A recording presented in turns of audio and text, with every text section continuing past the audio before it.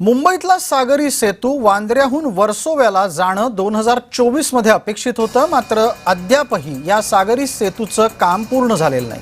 वांद्रे वर्सोवा सागरी सेतूला जर विलंब होत असेल तर दंड का वसूल केला जात नाही असा सवाल अनिल गलगली या माहिती अधिकार कार्यकर्त्यानं विचारलेला आहे। यामुळे जवळपास कंत्राटदाराला दंड ठोठावण्याची मागणी करत दिलेली मुदतवाढ वादात सापडल्याचं दिसतं आहे।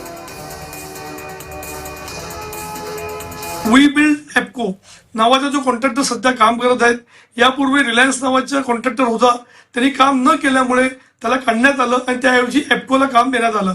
परंतु ज्या पद्धतीने कामाला गती मिळणं आवश्यक होतं, मध्यंतरी मुख्यमंत्री देवेंद्र फडणवीस यांनी सुद्धा संपूर्ण मुंबईतले जे वेगवेगळे प्रकल्प आहेत यामध्ये हा सुद्धा प्रकल्प आहे, याच्या दिरंगाईला घेऊन नाराजगी व्यक्त केली होती।